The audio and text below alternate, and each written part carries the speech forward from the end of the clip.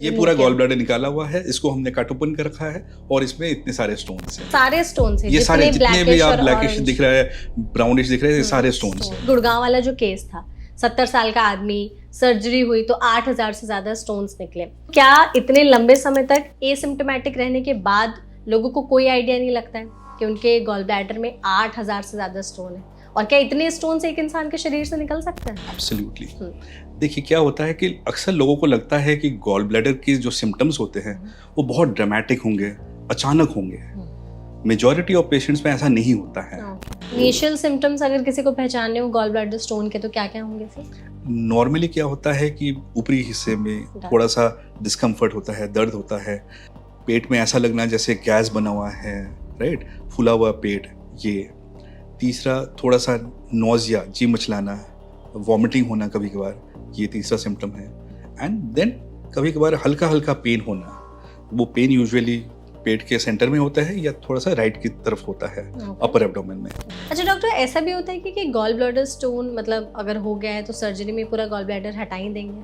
देखिए, जो सर्जरी है उसमें पूरा गॉल ब्लैडर को हटाया जाता है, हटाना ही पड़ता है। हटाना ही पड़ता है बिकॉज बीमारी गॉल ब्लैडर में है। हाँ। जो स्टोन्स है उसका एक मैनिफेस्टेशन है। गॉल ब्लैडर को अगर निकाल ही दिया जाएगा तो उसके बिना सर्वाइवल पॉसिबल है? एब्सोल्युटली। थोड़ी बहुत प्रॉब्लम्स होती है बट ये सिम्टोमेटिक प्रॉब्लम्स।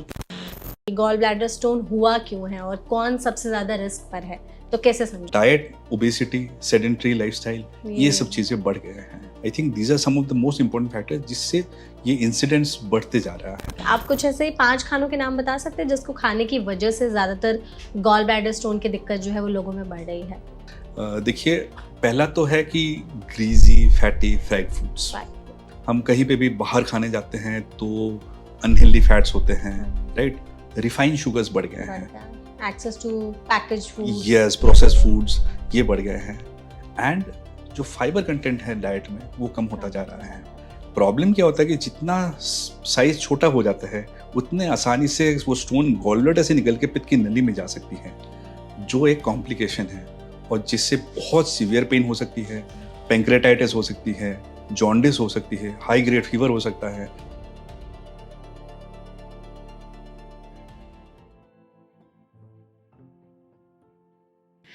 आपको पता है गुड़गांव से हाल ही एक केस आया था जिसमें 70 साल के एक इंसान की गॉल ब्लैडर से 8000 से ज्यादा स्टोन्स निकाले गए थे। ये केस धीरे धीरे सनसनी बन गई और लोगों ने इसके बारे में ज्यादा से ज्यादा जानना शुरू किया। तो पता चला कि उसे नॉर्मल सिम्टम्स आ रहे थे, जैसे कभी कभी बुखार आना, पेट में दर्द होना, जिससे वो कई सालों से इग्नोर कर रहा था। और जब फाइनली वो इस स्टेज पर आ गए कि सर्जरी की नौबत आ गई, तो उस सर्जरी में 8000 से ज्यादा पथरी निकली, स्टोन्स निकले हैं, जिसकी वजह से लोगों को ये बहुत ही ज्यादा शॉकिंग लगा कि आखिर एक इंसान के गॉल ब्लैडर में इतने लंबे समय तक इतनी ज्यादा जो है पथरियां रह रही हैं और उसको कोई आइडिया भी नहीं है। तो गॉल ब्लैडर कुछ ऐसा ही होता है जिसके बारे में आज हम इस पॉडकास्ट में जानेंगे, क्योंकि ये जितना कॉम्प्लेक्स है उसी को हम उतना ही सिंपल करके समझने की कोशिश करेंगे। जिसके लिए आज हमारे साथ एनबीडी लाइव के हेल्थ पॉडकास्ट में जुड़े हैं डॉक्टर मृगांक शेखर शर्मा, जो कि हेड ऑफ डिपार्टमेंट सर्जरी हैं मणिपाल हॉस्पिटल में। तो डॉक्टर, सबसे पहले तो इस सेशन में आपका बहुत बहुत स्वागत है। Thank you so much doctor, session में आप हमारे साथ जुड़े। लोगों को गॉल ब्लैडर के बारे में ज़्यादा से ज़्यादा जानकारी देने की कोशिश करेंगे। मेरे पास बहुत सारे सवाल हैं, लोगों के भी कई सवाल हैं जिसको हम लोगों ने इस पॉडकास्ट के लिए रखा ताकि आपसे पूछ करके जवाब ले सकें।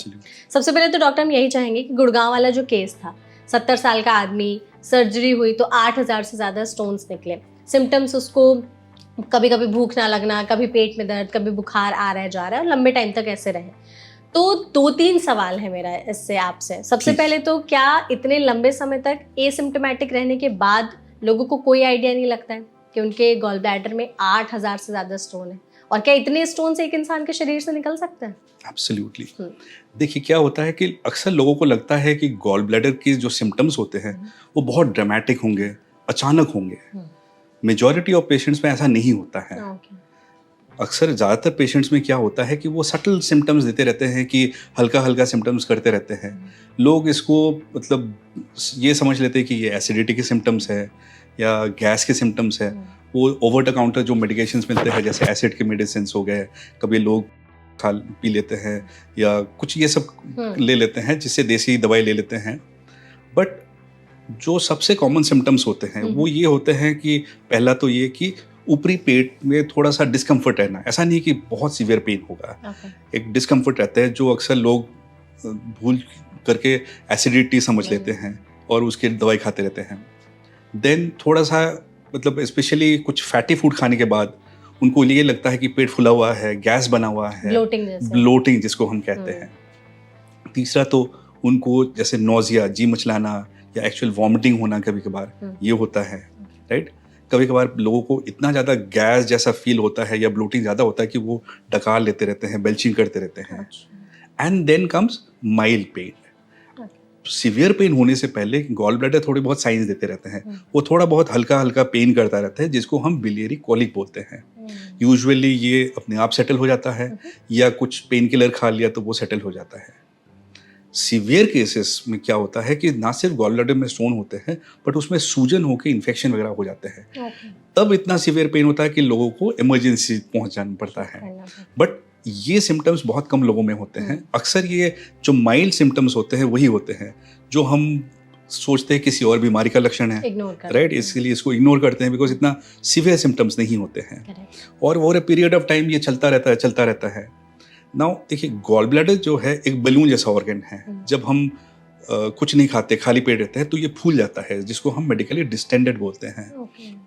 बट जब उसमें सूजन होता रहता है बहुत लंबे टाइम तक तो आहिस्ता आहिस्ता ये सिकुड़ना शुरू हो जाता है।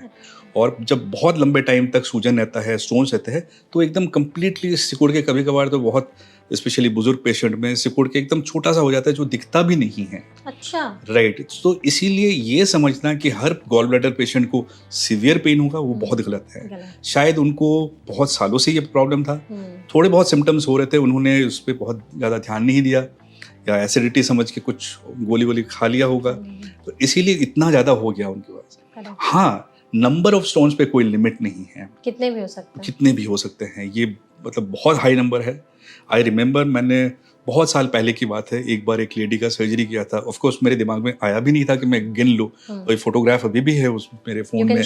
यस, सो इसमें बहुत सारे स्टोन्स थे, तो मतलब इसमें भी शायद हजारों में स्टोन्स होंगे कि इतने सारे। या मैं आपको ये फॉरवर्ड भी कर दूंगा ताकि आप इसको देख सको कि कितने सारे। और ये एक रिलेटिवली ये पूरा गॉल ब्लैडर निकाला हुआ है, इसको हमने कट ओपन कर रखा है और इसमें इतने सारे स्टोन्स हैं। ये सारे स्टोन्स हैं, ये सारे जितने भी आप ब्लैकिश दिख रहा है, ब्राउनिश दिख रहे हैं, ये सारे स्टोन्स हैं। ऑफ कोर्स मुझे कभी मतलब वो लगा नहीं था कि मैं काउंट करके देखूं इसमें कितने होंगे, बट हाँ हजारों में होंगे वो। सो यस, हो सकते हैं बहुत सारे स्टोन्स हो सकते हैं। See, number of stones, size of stones पे सिम्टम डिपेंड नहीं करता है। कॉम्प्लिकेशन डिपेंड कर सकता है बट सिम्टम डिपेंड नहीं करता है। एक छोटा स्टोन जितना सिम्टम कर सकता है, बहुत सारे स्टोन्स भी उतने ही सिम्टम कर सकता है, एक बड़ा स्टोन भी उतना ही सिम्टम कर सकता है। हाँ, छोटे स्टोन्स के कॉम्प्लिकेशंस अलग होते हैं, बड़े स्टोन के कॉम्प्लिकेशंस अलग होते हैं, बट सिम्टम्स वही होते हैं जो नंबर या साइज पे डिपेंड नहीं करता। तो साइज कुछ ऐसा होता है कि मिनिमम और मैक्सिमम गॉल ब्लैडर स्टोन का साइज ऐसा कुछ नहीं होता है। मुझे जितना दूर याद है, सबसे बड़ा जो गॉल ब्लैडर स्टोन निकाला गया है वो है I think around 12.5 almost 13 centimetre into 8 centimetre के करीब बड़ा एक स्टोन निकाला गया है। Single stone. I don't know, I may be not correct, शायद इससे भी बड़ा कुछ निकला हो तो I don't know, but because it was interesting reading तो मैंने एक बार कहीं पढ़ा था। छोटे स्टोन पे कोई लिमिट नहीं है। प्रॉब्लम क्या होता है कि जितना साइज छोटा हो जाता है उतने आसानी से वो स्टोन गॉल ब्लैडर से निकल के पित्त की नली में जा सकती है, जो एक कॉम्प्लिकेशन है और जिससे बहुत सीवियर पेन हो सकती है, पैंक्रेटाइटिस हो सकती है, जॉन्डिस हो सकती है, हाई ग्रेड फीवर हो सकता है।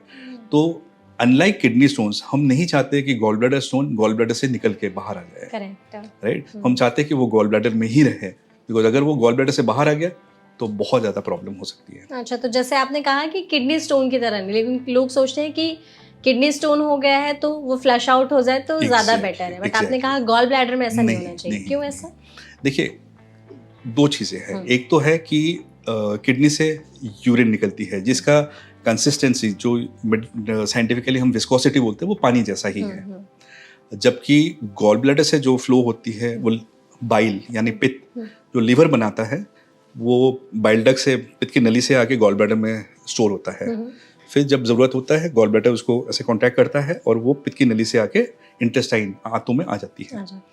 नाउ जब गॉल ब्लैडर से वो स्टोन निकल के पित्त की नली में आ जाता है तो जो बाइल की फ्लो है उसमें रुकावट पैदा कर देता है और उससे ऑब्स्ट्रक्टिव जॉन्डिस होती है। पेशेंट को बहुत सीवियर पेन होता है, राइट, हाई ग्रेड फीवर हो सकता है और ये एक डेंजरस कंडीशन है जिसको हम कोलेंजाइटिस बोलते हैं।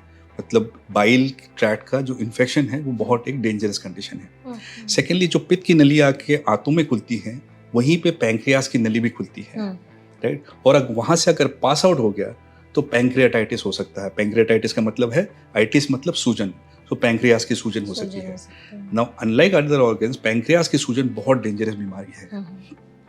ऑलमोस्ट 70 to 80% सिंपल पैंक्रियाटाइटिस होते हैं, बट 20% सीवियर कैटेगरी में आती है और वो लाइफ थ्रेटनिंग हो सकती है। अच्छा, राइट, सो इसीलिए हम नहीं चाहते कि गॉल ब्लैडर स्टोन जो है गॉल ब्लैडर से निकल के पित्त की नली में आए, किसी भी और ऑर्गन में फैले। हाँ, बिकॉज वो बाहर आना, इसका मतलब है ये कॉम्प्लिकेशन हो गया है, डेंजरस। हाँ, उससे सिम्टम्स भी बहुत सीवियर होते हैं और ये डेंजरस भी हो सकते हैं। ओके डॉक्टर, अगर सिम्टम्स की बात करें तो आपने जैसे कहा कि बहुत लंबे टाइम तक एसिम्प्टोमेटिक हो सकते हैं, एसिम्प्टोमेटिक या माइल्ड सिम्टम्स, कितने लंबे समय तक वो हो सकता है? मतलब मिनिमम टू मैक्सिमम कुछ है ऐसा कुछ नहीं है। पेशेंट्स बहुत सालों तक उनको पता भी नहीं चलता है कि गॉल ब्लैडर में पथरी है। मैंने जैसे बताया, उनको over a period of time सूजन होता रहता है और वो सिकुड़ के, मतलब सर्जरी का टाइम का बहुत बार कभी कभार दिखता भी नहीं है। उसमें तो हमने 1-2 बार अबेंडन भी किया हुआ है। एक बार मेरे पास पेशेंट आए थे क्लोज टू 90 ईयर्स, उनको सिम्टम्स हो रहे थे। जब हमने देखा तो इतना सिकुड़ गया था कि वो सर्जरी करना सेफ नहीं था। तो हमने बेसिकली उसको अबेंडन कर दिया, बिकॉज वो अगर हम करने की कोशिश करते तो कॉम्प्लिकेशंस होने के चांसेस होते हैं। ओके, तो इनिशियल सिम्टम्स अगर किसी को पहचानने हो गॉल ब्लैडर स्टोन के तो क्या क्या होंगे फिर? नॉर्मली क्या होता है कि ऊपरी हिस्से में थोड़ा सा डिस्कम्फर्ट होता है, दर्द होता है, जो इतना सीवियर नहीं होता है। अक्सर हम उसको समझ लेते हैं कि ये एसिडिटी की सिम्टम है। कितने टाइम ड्यूरेशन में होता है? ये फ्रीक्वेंसी होती है कुछ? नहीं, ऐसा कोई साइंटिफिक बेसिस नहीं है जिसपे हम ये बता सके कि हाँ इतने फ्रीक्वेंसी में होंगे या इतने दिनों तक होंगे। अच्छा, या इतना टाइम तक, कभी भी हो सकता है। दूसरा सिम्टम जो है वो यूजुअली ये है कि याद रखने वाली बात ये है कि ये सारे जो सिम्टम्स हैं फैटी फूड खाने पे एग्रेवेट हो जाते हैं। अच्छा, मतलब फैटी फूड किस टाइप के? आप वो भी बता दीजिए। कहीं भी ऑयली फूड हो, राइट, फ्राइड फूड्स हो, राइट, बाहर की खाना हो जाए। नॉर्मली हमारे इंडियन फूड ऑयली ही होते हैं, राइट, तो ऐसे अगर हम फूड खाते हैं तो ये सिम्टम्स बढ़ जाते हैं। क्योंकि जब हम फैटी फूड खाते हैं तो हमारे इंटेस्टाइन से एक हार्मोन रिलीज होती है जिसको हम कोलिसिस्टोकाइनिन बोलते हैं। ये क्या करता है कि गॉल ब्लैडर को कॉन्ट्रैक्ट करने के लिए प्रमोट करता है, राइट, तो इसीलिए ये सिम्टम्स ज़्यादा बढ़ जाते हैं। So as I said, upper abdomen में, ऊपरी हिस्से में पेट के थोड़ा सा डिस्कम्फर्ट होना, पेट में ऐसा लगना जैसे गैस बना हुआ है, राइट, फूला हुआ पेट।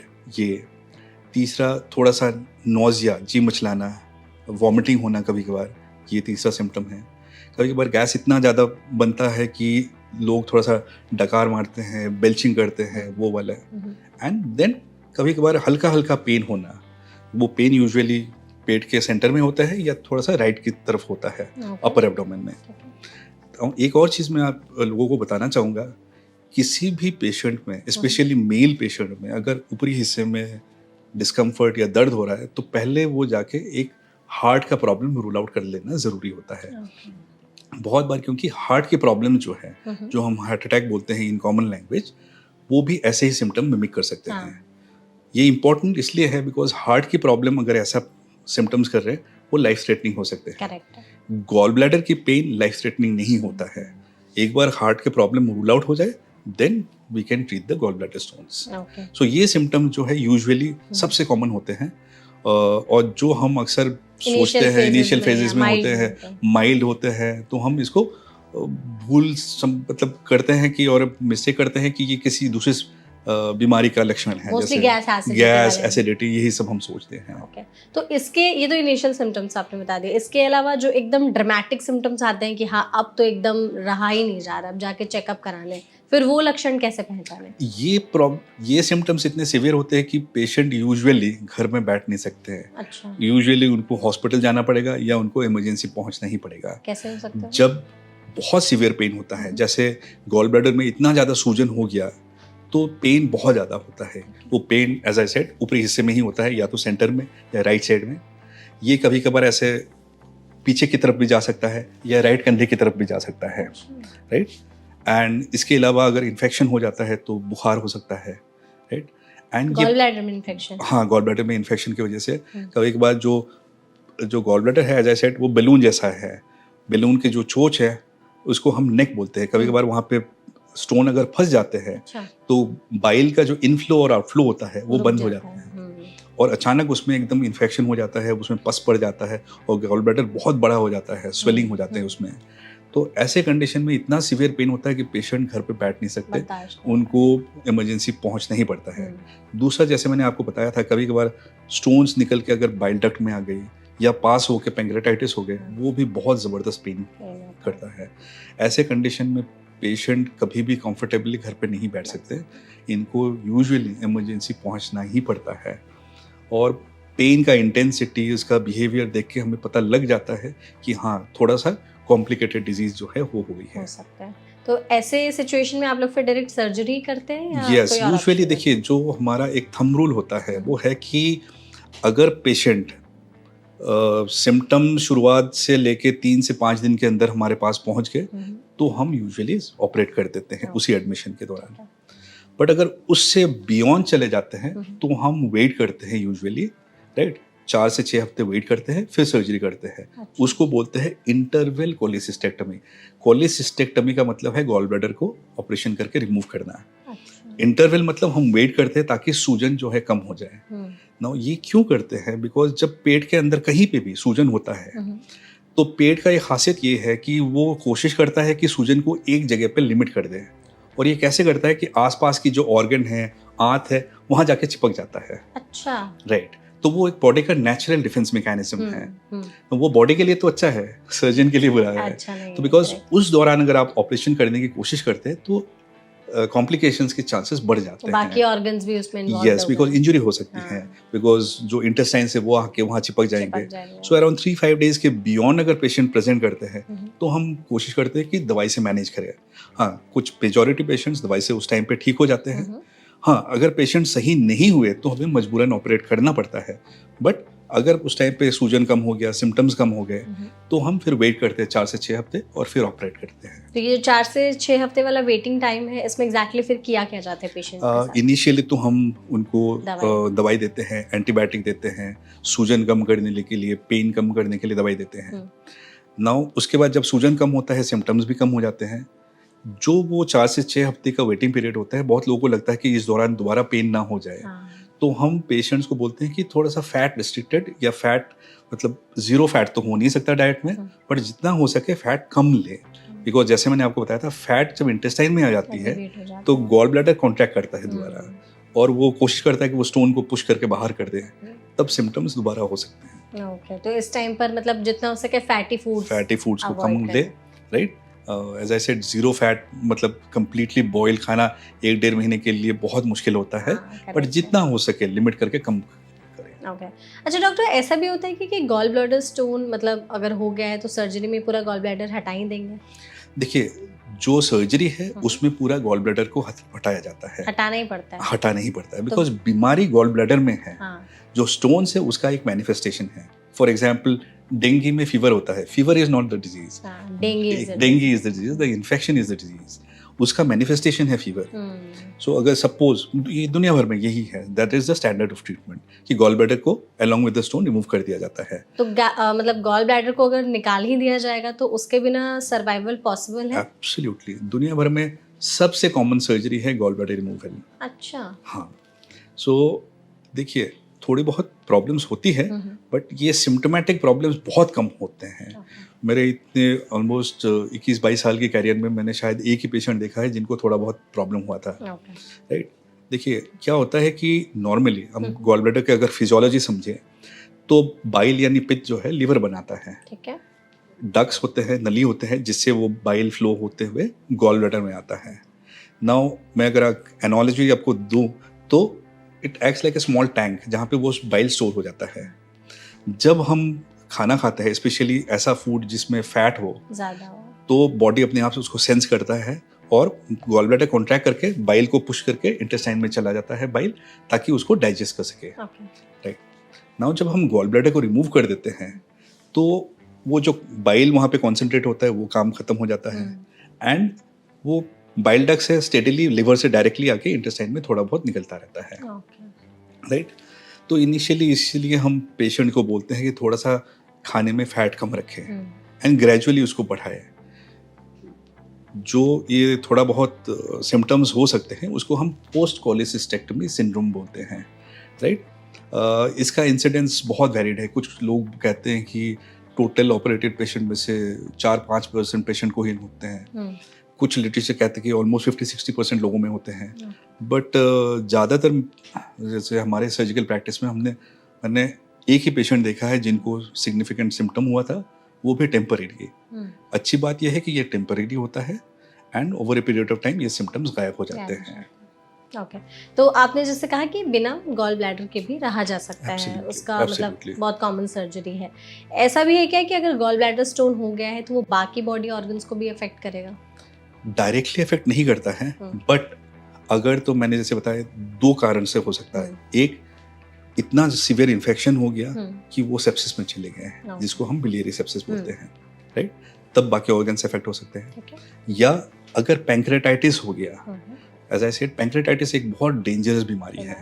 राइट आइटिस का मतलब होता है सूजन, जैसे पैंक्रेटाइटिस, टॉन्सिलाइटिस, अपेंडिसाइटिस। तो पैंक्रेटाइटिस बाकी बीमारियों के मुकाबले ज़्यादा डेंजरस इसलिए है बिकॉज पैंक्रियास डाइजेस्टिव जूसेस बनाते हैं। जब पैंक्रेटाइटिस होता है तो वो डाइजेस्टिव जूसेस वहाँ से लीक हो जाते हैं और वो जो आसपास के ऑर्गन्स है उसी को डाइजेस्ट करना शुरू कर देते हैं। सो इसीलिए सूजन बहुत ज़्यादा होता है और इसके कॉम्प्लिकेशंस बहुत मतलब डिजास्टर्स हो सकते हैं। राइट आसपास के ऑर्गन्स को गला सकता है। पैंक्रियास के नीचे बड़े बड़े खून के नस जाते हैं, वो गल सकते हैं। बहुत सीवियर केसेस में पैंक्रियास पूरा गल जाता है, इसको पैंक्रियाटिक निक्रोसिस बोलते हैं। वो सबसे सीवियर फॉर्म ऑफ पैंक्रेटाइटिस होते हैं। ये बहुत गंदी बीमारी है। सो ऐसे अगर कॉम्प्लिकेशंस हो या मतलब गॉल ब्लैडर में ऐसा इन्फेक्शन हो तब जाके बाकी ऑर्गन्स इफेक्ट होते हैं।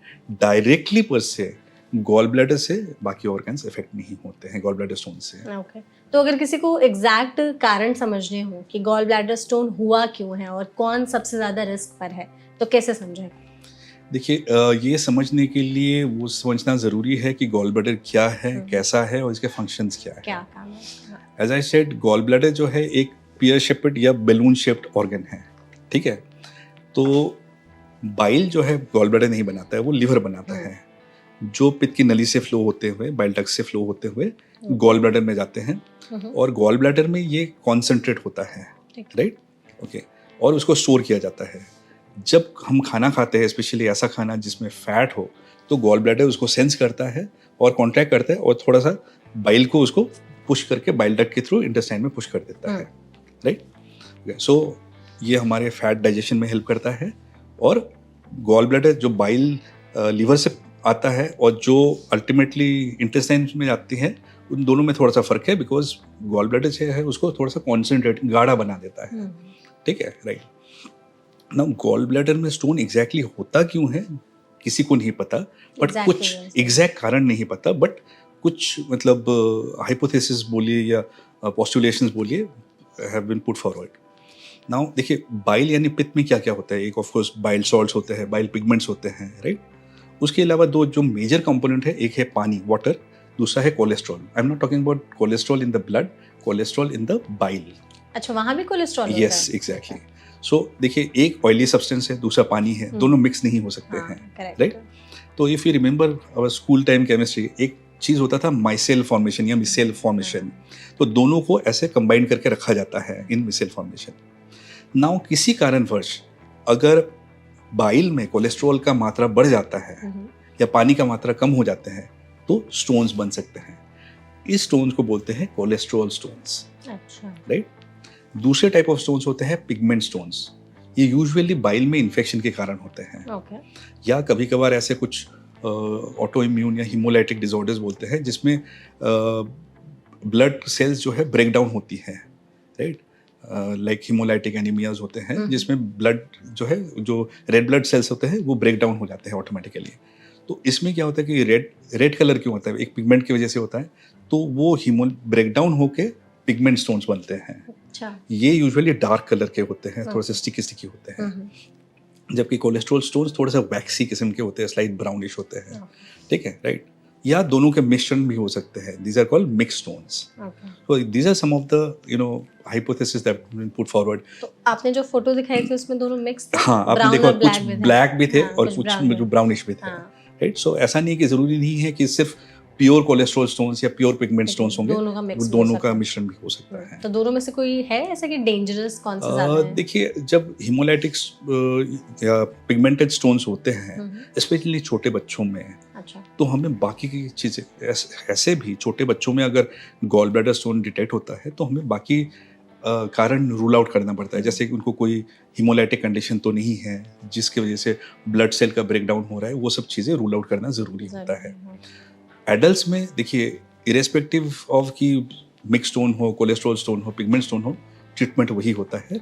सिम्टम अगर हो रहा है तो गॉल ब्लैडर को रिमूव करना पड़ता है। अच्छा, ओके। तो डॉक्टर, जैसे आजकल हम पहले सुनते थे कि गॉल ब्लैडर जो है स्टोन बड़े बूढ़ों की बीमारी है, बहुत आप मतलब ओल्डर एज में हो रहे हैं। इंटरव्यू से पहले हम लोग डिस्कस भी कर रहे थे, तो आपने कहा था कि इस साल आपने पूरे करियर में सबसे यंग केसेस ऑपरेट किए। हाँ, मतलब मुझे 20-22 साल हो गए सर्जरी करते हुए। इस साल मैंने जितने बच्चों को ऑपरेट किया, शायद कंबाइंड इतने सालों में इतना ऑपरेट नहीं किया जितना इस साल मैंने ऑपरेट किया। तो कोई एग्जैक्ट कारण है इसके कि क्यों हाँ, बच्चों में केसेस ज्यादा बढ़ रहे हैं? हमें भी लग रहा था कि कहीं में किसी न किसी में कोई जैसे हीमोलाइटिक डिजीज निकल जाएंगे या ऐसा कुछ, और किसी में नहीं था। वो सब हमने ऑफ कोर्स पीडियाट्रिशियन को दिखा के रूल आउट कर लिया था। बट देखिए, ऐसे क्या चेंजेस हुए हैं बच्चों में जो पहले शायद नहीं था, राइट। मैंने कुछ स्टडीज वगैरह भी पढ़े एंड वो सब देखा कि एक तो है कि डाइट में चेंजेस हुए हैं बहुत ज्यादा। ऐसे क्या चेंजेस हुए हैं, हमारे जो फैट का कंटेंट है बढ़ गया, वो बढ़ गया है, रिफाइंड शुगर्स बढ़ गए हैं, access to packaged foods, yes, processed foods ये बढ़ गए हैं, एंड जो फाइबर कंटेंट है डाइट में वो कम होता जा रहा है, राइट। सो ये ऐसे 3 चेंजेस है जो डेफिनेटली बच्चों में हो रहे हैं। नाउ वो कैसे गॉल ब्लैडर स्टोन प्रोड्यूस करते हैं, ये क्या करते हैं कि जब भी हम ये सब चीज़ें फैटी फूड खाते हैं या हाई शुगरी कंटेंट वाले फूड खाते हैं, तो क्या होता है कि जो बाइल में कोलेस्ट्रॉल का मात्रा है वो बढ़ जाता है। अच्छा। सेकेंडली क्या होता है कि गॉल ब्लैडर का जो इनर लाइनिंग होता है जिसको हम म्यूकोसा बोलते हैं, वहाँ से एक चिपचिपा पदार्थ निकलता है जिसको हम म्यूसिन बोलते हैं। okay. तो ऐसे फैटी फूड्स वगैरह खाने से क्या होता है कि जो म्यूसिन का कंटेंट है वो बढ़ जाता है। तो the bile becomes even more viscous, तो वो ज़्यादा देर गॉल ब्लैडर में रुक जाता है। तो जितना देर वो रहेगा वहाँ पे स्टोन फॉर्मेशन और प्रेसिपिटेशन के चांसेस बढ़ जाते हैं। The other thing that we have also seen is कि ओबेसिटी बढ़ गया है बच्चों में, मोटापा जो है वो बढ़ता जा रहा है। करेक्ट। पहले हम सोचते थे ये वेस्टर्न डिजीज है, अभी इंडिया में भी बहुत। देखिए, अभी भी शायद रूरल इंडिया में अंडर न्यूट्रिशन एक प्रॉब्लम होगी, बट अर्बन इंडिया में over nutrition is a problem rather than under nutrition. Correct. आप किसी भी मॉल में चले जाएं, किसी भी स्कूल में चले जाएं, आप देखोगे lot of overweight kids, obese kids मिलेंगे आपको।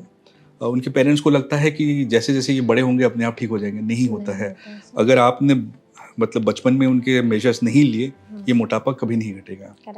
नाउ बच्चों में मोटापे से क्या होता है कि जो गॉल ब्लैडर की कॉन्ट्रैक्टिंग पावर होता है वो कम हो जाता है, पहले से ही कम हो जाता है। एग्जैक्टली। सेकेंडली अगेन बाइल में जो कोलेस्ट्रॉल का मात्रा है वो बढ़ जाता है। ये दोनों चीज़ें कंबाइंड होके स्टोन्स बनने के चांसेस बढ़ जाते हैं। सो ये डेफिनेटली ऐसे 2 फैक्टर्स है, एक डाइटरी फैक्टर्स और ये मोटापा, जो चेंज हुआ है as compare to maybe 1 या 2 जनरेशन पहले के मुकाबले ये चेंजेस हुए हैं।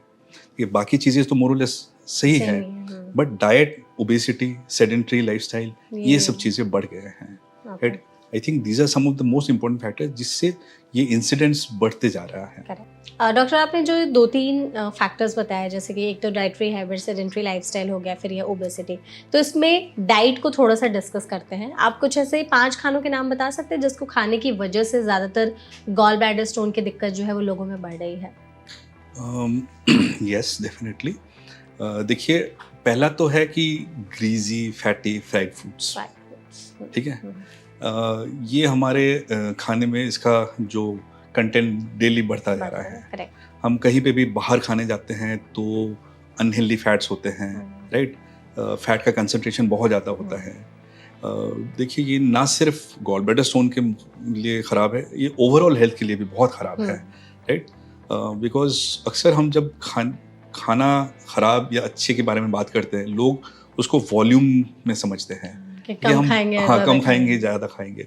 इंडियंस बाय नेचर हम लोग वॉल्यूम ईटर्स नहीं हैं, हम कैलोरी ईटर्स हैं, ठीक है। और हमारे खाने में कैलोरी मतलब भर भर के होते हैं, राइट। भले समोसे हो जाए, छोले कुलचे हो जाए, है ना, हर चीज़ में, बर्गर में, पिज्ज़ाज में we have plenty of calories, unhealthy calories. Secondly होता है कि आप जो शुगरी स्नैक्स होते हैं या शुगरी ड्रिंक्स होते हैं, रिफाइंड शुगर्स होते हैं, ये बहुत ख़राब होते हैं, राइट। ओके। तीसरा होता है प्रोसेस फूड्स। प्रोसेस फूड्स में क्या होता है? Unhealthy sugars, unhealthy fats, unhealthy salt, सब कुछ होते हैं। तो प्रोसेस चीज यस, या एनी फिर भी प्रोसेस बटर, फूड, ये सारी चीजें जो आती हैं बहुत खराब होते हैं। चौथी होती है जब हम फाइबर कम खाते हैं। अच्छा। फाइबर कम खाना बहुत बुरी चीज़ है, बिकॉज ओवरऑल क्या होता है, बच्चों का एक टेंडेंसी रहता है कि ज़्यादातर ये फास्ट फूड, स्नैक्स, ये सब खाए, फ्रूट्स एंड वेजिटेबल्स पे उनको ज़्यादा मतलब पसंद नहीं आते उनको, है ना। एक और चीज़ जो है, जो डाइट के हिसाब से मैं आपको बताऊंगा, तो बहुत लोग आजकल क्या करते हैं, स्पेशली यंग लोग, वेट घटाने के चक्कर में वो क्रैश डाइट्स करते हैं। कीटो कर लिया। हाँ, तो क्रैश डाइट से क्या होता है कि अचानक बहुत सडन और रैपिड वेट लॉस होता है। जब रैपिड वेट लॉस होता है तो गॉल स्टोन्स फॉर्म होने के चांसेस बहुत बढ़ जाते हैं। बढ़ जाते हैं? Exactly, rapid weight loss, not sustain and gradual. अच्छा। रैपिड वेट लॉस से हमेशा गॉल ब्लैडर स्टोन्स बनने के चांसेस बढ़ जाते हैं। ऐसा क्यों होता है? देखिए, जब हम रैपिड वेट लॉस करते हैं तो हमारे जो बाइल का फ्लो है वो थोड़ा सा स्लो हो जाता है, जिसको बिलियोस्टेसिस बोलते हैं, राइट। तो इसीलिए हमारे यहाँ जो जब बाइल का फ्लो स्लो हो जाता है तो ज़्यादातर बाइल गॉल ब्लैडर के अंदर रहेगा, तो उस टाइम पे स्टोन प्रेसिपिटेशन होने के चांसेस बढ़ जाते हैं। सो ऐसे रैपिड वेट लॉस करना अच्छी बात कभी नहीं है। तो इसकी वजह से हो सकता है। तो ये मतलब मैंने आपको फूड स्पेसिफिक्स नहीं बताया, जेनेरिक बताया कि ये fatty foods, sugary foods, processed foods, low fibre foods, end of course कोई भी क्रैश डाइट मत कीजिए। इन सब के कारण एक तो है कि उसके साइड इफेक्ट्स होते हैं, सेकेंडली जो आपने वजन घटाया है वो वजन वापस आएगा, because that is known as rebound weight gain, right. Because important चीज है वेट लॉस को मेंटेन करना है, सिर्फ वेट लूज करना नहीं है। बिकॉज आप जिंदगी भर तो वो क्रैश डाइट पे रह नहीं सकते। प्रॉब्लम क्या होता है कि सपोज आपने 5 किलो वजन घटा लिया है, जब आप नॉर्मल डाइट पे चले जाते हो उससे ज्यादा वापस आ जाता है। इसको रिबाउंड वेट गेन बोलते हैं। Okay, right. तो जैसे हमने ये तो बात कर ली कि क्या मेजर वो खाने की चीज़ें जिसकी वजह से खतरा बढ़ रहा है, कुछ ऐसी चीज़ें हैं जो हम अपने डाइट में इंक्लूड कर सकते हैं जिसकी वजह से गॉल ब्लैडर स्टोन का थोड़ा रिस्क कम हो? हाँ, कुछ है, मतलब डायरेक्ट बियरिंग नहीं है, बट ओवरऑल कुछ फूड्स है जो अगर हम अपने डाइट में इंक्लूड करें तो गॉल ब्लैडर स्टोन्स बनने के चांसेस कम होते हैं। एक तो होता है कि रफेज, मतलब fruits and vegetables, right. Fruits and vegetables are must, not only because उसमें फाइबर होता है, उसमें एंटीऑक्सीडेंट्स भी होते हैं, राइट। होल ग्रेन्स जैसे हम ब्राउन राइस हो गए, ओट्स हो गए, राइट, होल व्हीट हो गए, ये सब चीज़ों में क्योंकि फाइबर रहता है। फाइबर जब रहता है तो क्या होता है कि हमारा जो बाइल फ्लो है सपोजिटली बी बेटर, ठीक है, बाइल का मूवमेंट स्लो नहीं हो जाता है, ठीक है। देन होता है गुड फैट। ऑफ कोर्स मैं ये नहीं कह रहा हूँ कि गुड फैट का मतलब आप ज़्यादा फैट खा लो, फैट हमेशा इन मॉडरेशन ही लेना होता है। सो गुड फैट्स का मतलब है कि ओमेगा 3 फैटी एसिड्स जो नट्स से आते हैं, आमंड्स हो गए, वॉलनट्स हो गए, वहाँ से, राइट, ओके।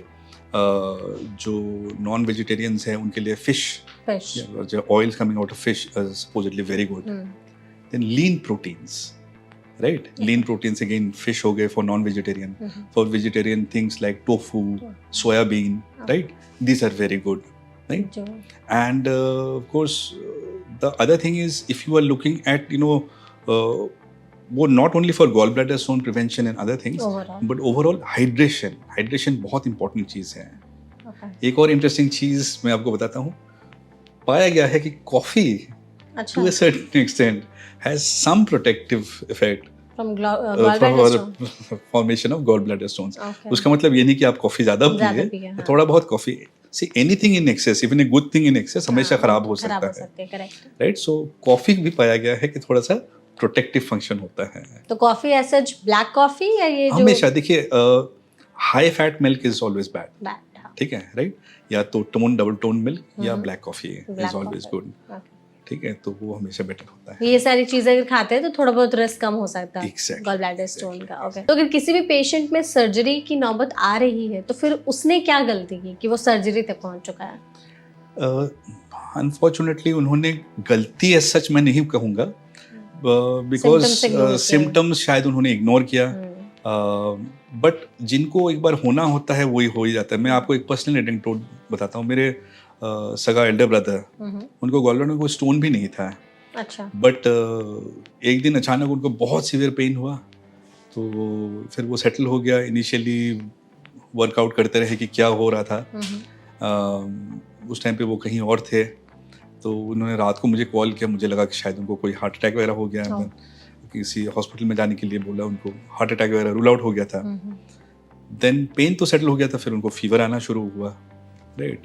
तो फिर मैंने उनको अपने पास बुला लिया, देखा कि उनका गॉलब्लैडर पूरा सड़ गया था, completely had become gangrenous, and I am talking about my own Elder brother. Okay, तो रात को इमरजेंसी में ऑपरेट करना पड़ा था, तुरंत ऑपरेट। जब डायग्नोसिस हुआ तब हमें इमरजेंसी में ऑपरेट करना पड़ा। सो यू सी, ज़रूरी नहीं कि हर कोई नेग्लेक्ट करने पे ही उस हालत पे आ जाते हैं। कभी कभार सिम्टम्स होते ही ऐसे हैं कि एक ही बार में इतना सीवियर सिम्टम्स हो जाते हैं कि आपको सर्जरी। देखिए, जब गॉल ब्लैडर सिम्टोमेटिक हो जाता है, अनफॉर्चुनेटली उसका एक ही इलाज होता है, दैट इज ऑपरेशन करके गॉल ब्लैडर को रिमूव करना।